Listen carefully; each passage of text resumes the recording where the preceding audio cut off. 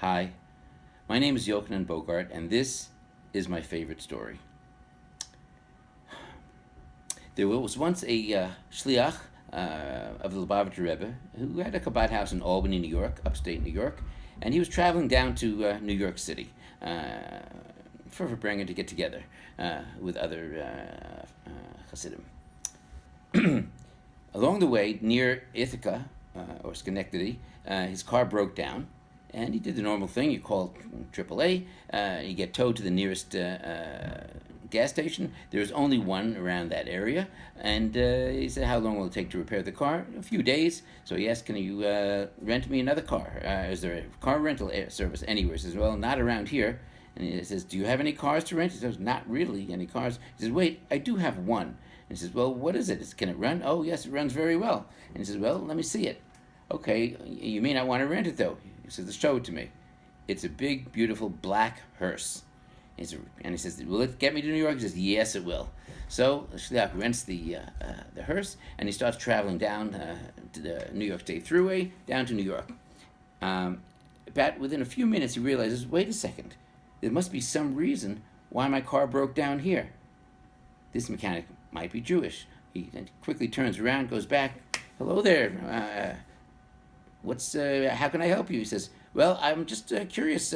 Are you perhaps Jewish?" And he says, "Well, no." And he says, "Oh," starts driving away. "Do you know anyone?" Comes back. "Do you know anyone that's Jewish?" "No." He says, "No, something must be wrong." He starts driving away again. He says, "No, I have to persist." He goes back one more time and says, "I'm sorry to bother you again, but if there were someone Jewish, where would they be living around here?" He says, "Well, up on top of that hill, not too far, there's an old age home, and they take care of the people very well, and I think there's someone Jewish living there." So he drives up to the top of the hill. He thinks now he's really got it. Opens the door, walks in, and he asks the management, "Do you have anyone living here that's Jewish?" And they look at him a little strange. And he says, "You mean living here?" And he goes, "Well, yeah. Do you have anyone living here that's Jewish?" He says, "Well, no, we had one, but he just passed away yesterday." And he said, "Really? Where are you going to bury him?" And he says, "Well, right across in the church lot, right over there, the church cemetery." So he says, "No, we can't do that. A Jewish person should be buried in a Jewish cemetery." And he said, "Well, okay, that's fine, but there aren't any around here." He says, "Well, there are in New York, and I'm traveling to New York." And he says, "Well, how are you going to get the body there?" And he says, "Well, turns out the car I'm renting is a hearse." And he says, "No." "Yes, sure enough." And he says, "But do you have the papers?" He says, "I'm a rabbi. I'll sign for the papers." So fine. He signs for the papers. They move the mace carefully into the hearse, and he starts driving down all the way down to New York through the Bronx. He gets to one of the cemeteries there, and they said, "Do you have any room?" "No, we don't have any." "Do you have any extra spaces here?" "No." It's worse than a parking spot. It is the ultimate parking spot. But he said, "I think there's some place out on the end of Long Island."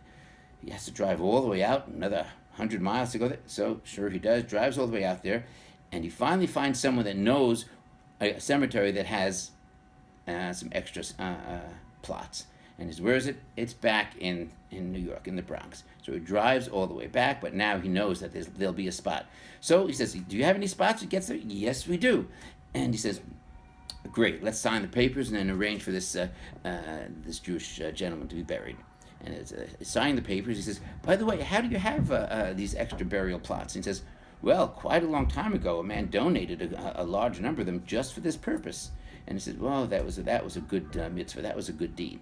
And he said, so they're signing the papers. He said, looks at the name of the person, the mace, who was going to be buried, and he looks at the man. And he says, the man said, "That's the same man.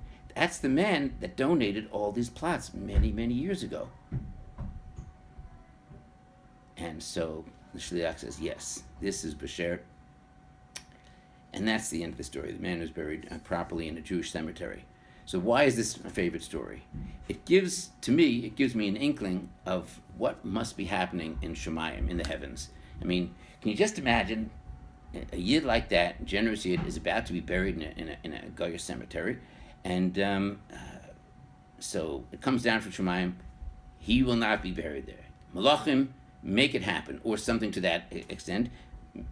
Maybe not Kadosh Baruch Hu himself. So the Malachim go to do the bill, and they say, okay, tell you what, here's where we'll have to make him break down. There's a hearse over here. I'll get him over here, and you'll do this. This will do this, and then that's how we'll arrange this. And how will we know? Well, we'll arrange that this person knows that over here, and how we get him over there. Well, we won't let there be any spots over here. The whole thing is arranged in Shemayim.